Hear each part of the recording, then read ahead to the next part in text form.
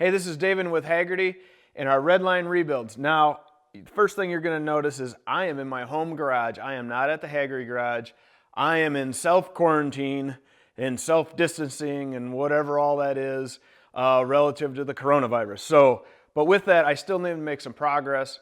So I brought some projects home, and relative to our Buick straight 8. So for instance, the first thing I have here is a rebuild kit for our fuel pump. Now this is a dual action fuel pump, so it has an upper and a lower vacuum, which one is for the fuel pump and one is for the wipers. So it creates vacuum to run the wipers. Now you can see that I've cheated here slightly, only in the fact that I've already did a little polishing on one half of this fuel pump. So I need to do the same thing with the bottom. My part will go into the drum, and then in here are little stainless steel rods.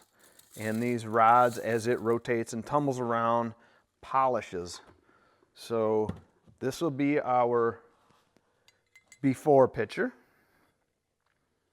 And it's almost chalky feeling. This has been through the ultrasonic cleaner, so it is all degreased and cleaned.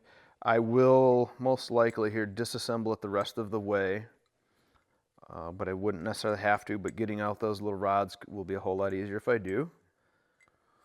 We'll leave this together and just see what happens. Okay.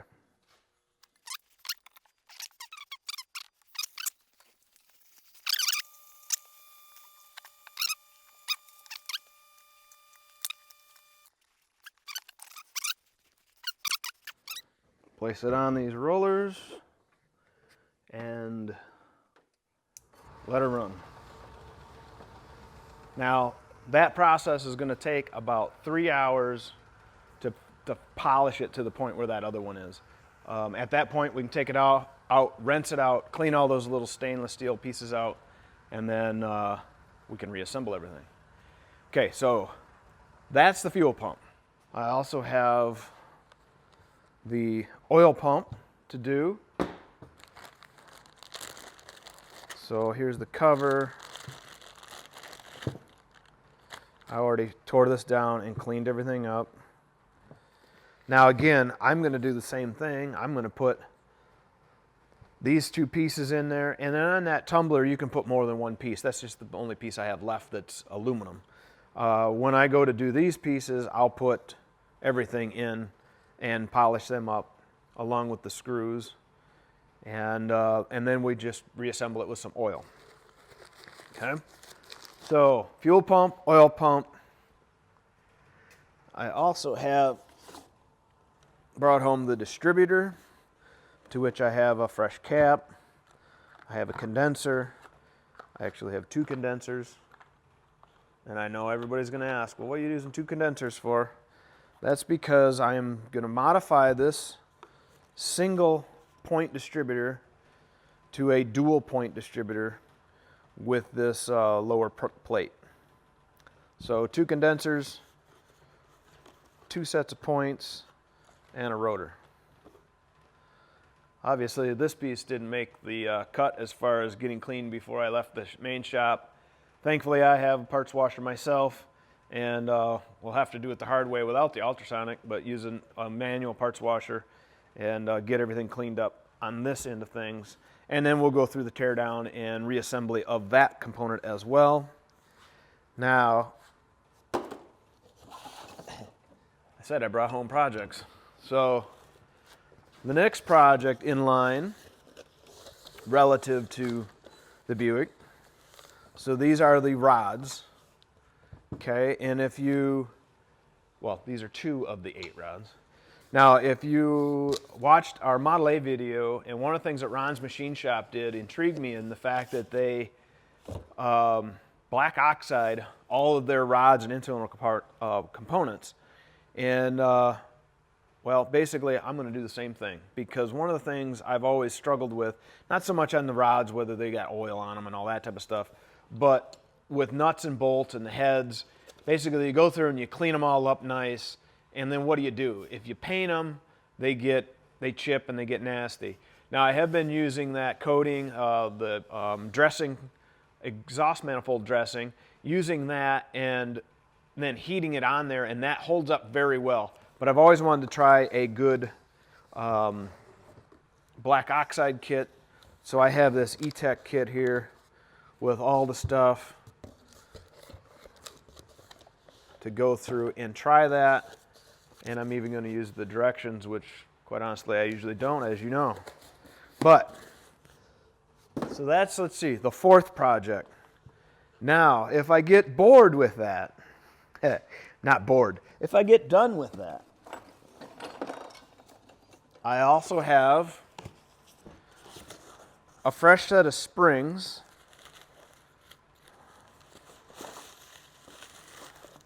to go through and understand if the springs I ordered will work for the seat pressure that I need. And I have that piece of paper somewhere around here.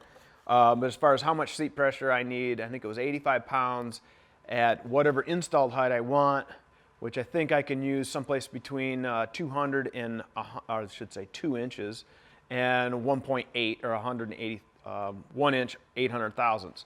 Now, to test that, over here in this corner of my shop, I have a spring tester. So what this allows you to do is, this is just a random spring I had sitting around from a race motor, but with this spring in here, for instance, this is a usually at a 2-inch installed height, and typically a 225 pound spring, but it allows you to come through, load the spring to a height. So there's pretty close to 2 inches, and I got 220 pounds of load. Now, if you had older springs just laying around that you want to check and see if they're any good anymore, what you want to do is load them like this and then let them sit and see if this number changes. If it drops off, that means the spring is weak and no good. Just throw them right away or turn them into some fancy ornament. I'm thinking business card holders, quite honestly, because when you lay them to the side, the business cards would stack in there.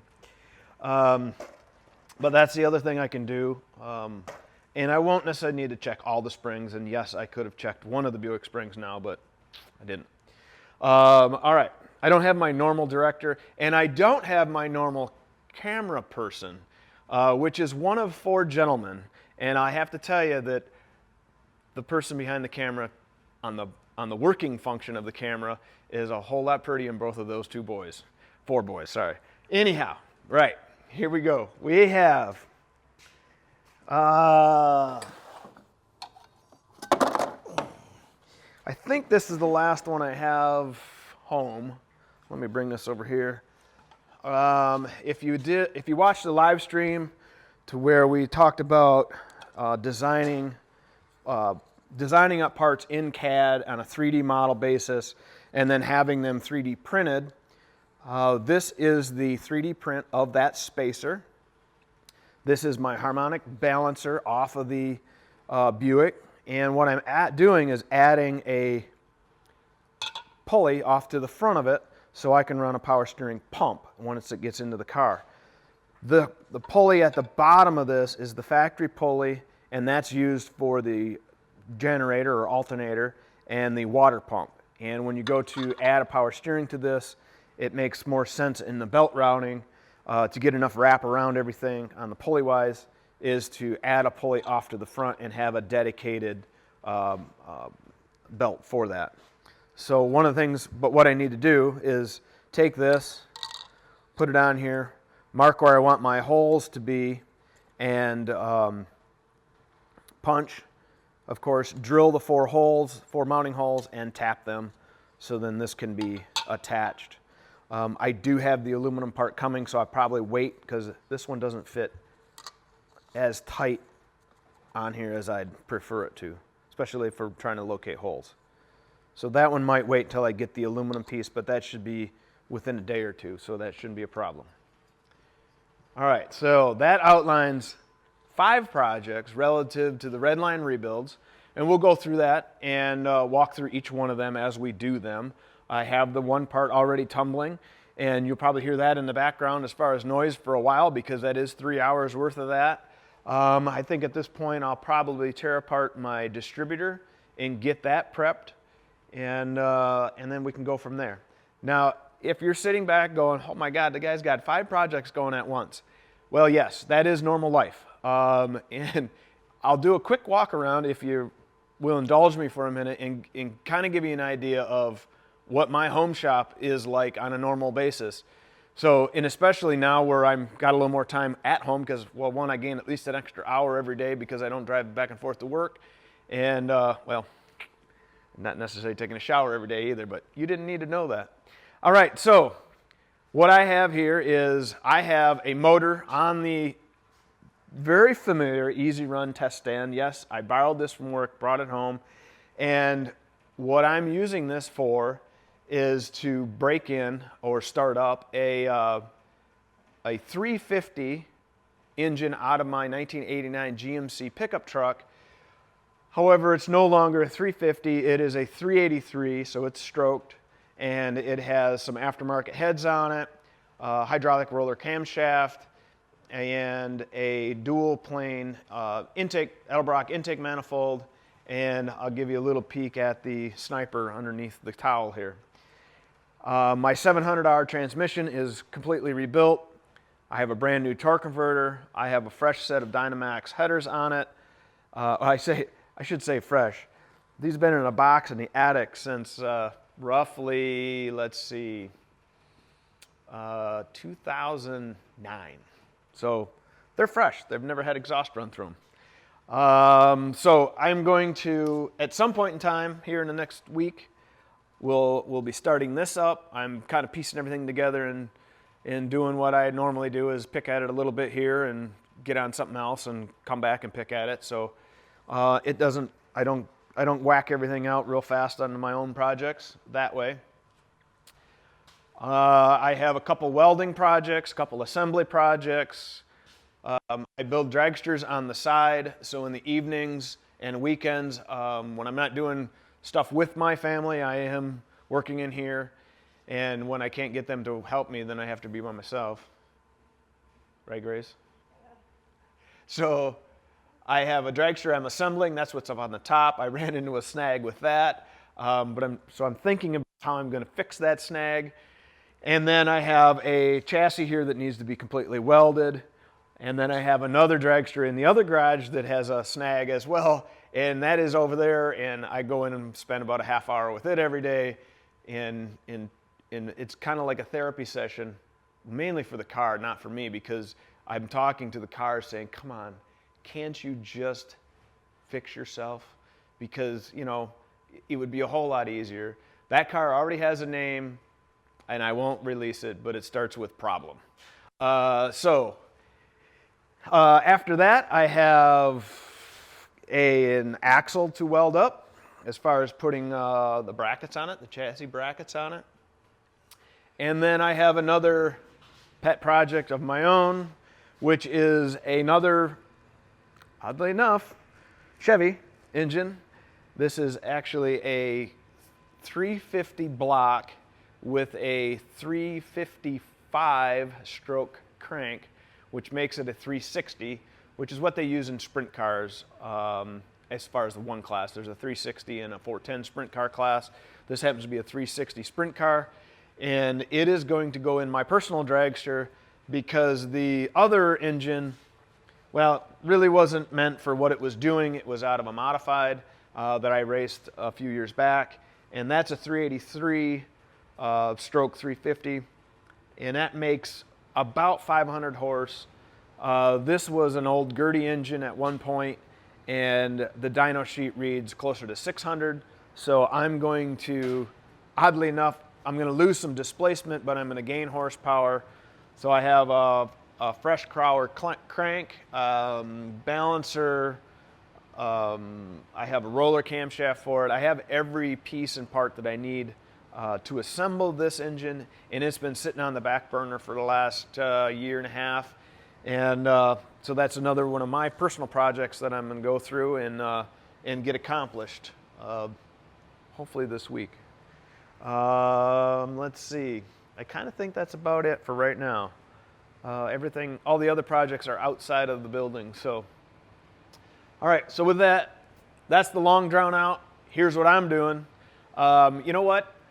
If you haven't, click and subscribe and actually tell me what you're working on. I mean, we're all sitting home, sheltering safely, and if you're like I am, you have some projects that you're trying to clean up and trying to get done, and you never have enough time because, well, you have to work.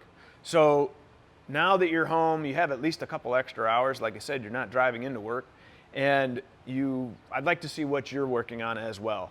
So certainly post those in the comments, send them to us, let us know what they are, and check out our new media site at hagertymedia.com. All right, so with that, I'm going to wrap this up for right now. Get in the garage, get your projects done to some extent. The roads, there's zero traffic, by the way, but do everything safely, have fun, and enjoy your ride. See ya. We're all staying at home, we're all social distancing, and we're all being told to constantly wash our hands.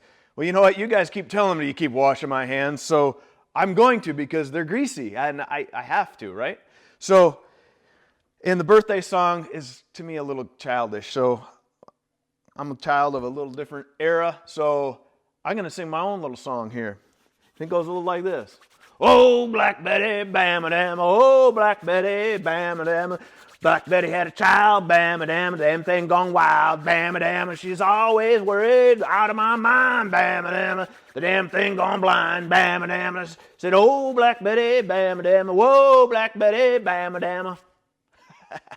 Gotcha. That was horrible, I know, but hey, wash your hands. See ya.